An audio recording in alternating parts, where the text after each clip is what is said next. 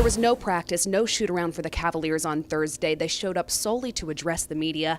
And after saying that the Warriors had probably the most firepower he'd ever played against, LeBron James went on to address the concept of a super team, saying, why not? If I become an owner, I'm going to try to sign everybody. He also detailed the differences between this Warriors team and his Miami Heat, but his focus was primarily on Game 4, saying it's part of his calling to go up against the great teams. And more on that in a moment. LeBron will never admit to fatigue, but Golden State has really pushed him, and the numbers say that productivity wanes as the game rolls on, averaging a triple-double, though, in the finals. Still hasn't been enough. He is caught in a moment in time against a team for the ages. Kristen mentioned that LeBron said it's his destiny to play against great teams, and here is more from LeBron on that very subject. Well, I mean, I think it's just part of my calling to just go against teams that's in the midst of a dynasty. And, you know, this has been the best team in our league the last 3 years.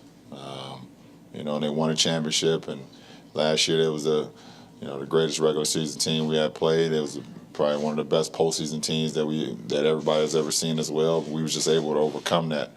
And they're playing like one of the best teams once again. So, you know, like I said, there's been times throughout my career where I've just played teams that was just in the midst of something that can last for a long time.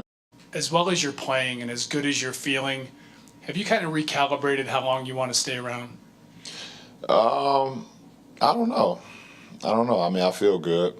I actually feel better. I don't feel good right now, but I feel pretty good where my game is right now. You know, but I don't know. You know, I don't know. I haven't really thought about it, how long I want to stay around. You know, I definitely want to compete. I want to compete for championships every year, and, you know, so we'll see what happens. I just want to pick up on something here that the NBA has always been about team building, and now the Warriors are an extension perhaps of what the Heat were when LeBron James joined them. But you take exception, they say it's different. I do, because what LeBron James did is totally different what the Warriors have built. 6 other franchises messed up on Steph Curry. Draymond Green was a second-round pick.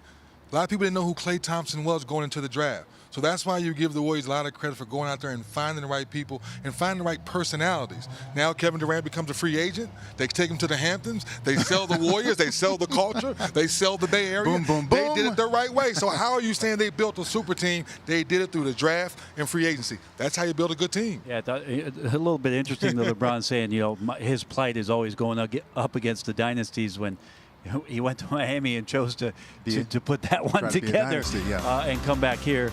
And then fascinating questions about how long is LeBron going to stay around? Didn't he just have his greatest regular season statistically that we've seen, and then he's averaging a triple-double as a 32-year-old in the finals for the 7th straight time? Now, LeBron's going to be around for quite some time, and LeBron's going to continue to dominate. But the Warriors are forcing not only Cleveland to consider what the next step may be for them, if in fact this series does close out in Game 4, Vince, or potentially, you know, in Game 5. But what the rest of the league is going to do with what they're up against and how Golden State represents a new era and really a new pillar built there out on the West Coast. No question, they've tilted how we see basketball and the league. And LeBron James, again, the lightning rod here because he could be facing a 5th NBA Finals loss. But overall, from the Cavs now, what their mission is on Friday night is to stop the Warriors from once again making that visiting locker room smell like champagne, spraying it all over. So here's their perspective into going into Game 4. We're not going to give in. We're going to keep competing, and we had a chance, to win last night. And if we come up with the fight and intensity that we played with last game, by cleaning up a few mistakes, then we have a chance to win on Friday. So by any means are we giving in. So, we're going to be ready to play on Friday. My mindset is to try to get every game. And tomorrow is another important opportunity for us and for myself, obviously, to continue the series. It's been a long season, and you hate for it to end this way. So, I mentally and physically got to prepare myself for that. Physical standpoint, you just try to do everything possible to recover. But from a mental standpoint, there is no other option other than to prepare for Game 4 as best you can. I mean, that's it. This is as much as it was for all the games. This is as do or die as possible as I've ever faced in my career. So, we understand what's at stake. my whole entire season. And, you know, there's really no other decision other than to leave it all out there. If you go back to before Game 3, Kyrie Irving was saying that they needed everyone and everything in that game. And I think, Bones, that is the approach that the Cavs want to take. They do want to get everybody involved. But as the game goes on, it tends to sort of devolve into the isolation with the two great players to some extent.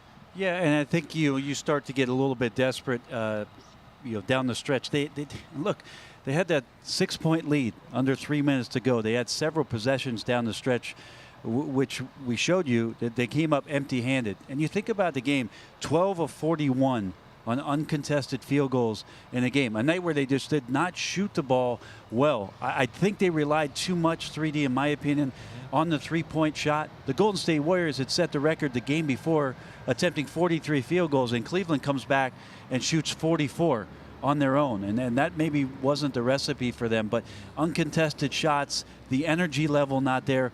We talked a lot about just the energy in the building, people being very nervous about what they were about to witness with Golden State coming in. This next game, it might be kitchen sink time. There may be some guys where Ty Lue pulls them off the bench, some other energy guys that maybe get some minutes to see if they can find a little something and throw Golden State off kilter. Yeah, I look for Shumpert and maybe Ante Jones, you know what I mean, Derek Williams. You got to Brent's point, you got to throw the kitchen sink. Think about it for a second. You know, as they're trying to figure out how do I get a good shot, you see all these threes being missed right now, but it's that first quarter. When you talk about pace and tempo, the Cavs hadn't won a first quarter yet.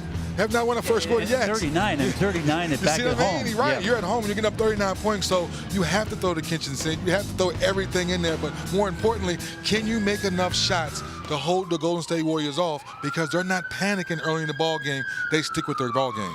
I know you looked up and down this box score, but if you look at Game 3, only one guy as a reserve had a basket. And that was crazy when Brent and I were talking after the game. You mean you only get 3 made buckets off your bench, and they got 10 made buckets or 8 made buckets off their bench? By one guy. By one guy. Kyle Korver. And then your starter, Kevin Love, goes 1 of 9, where the first 2 games he has shot the ball particularly well, where Kyrie was struggling a little bit. So you need your superstars to set the table, like we always say. That's their role.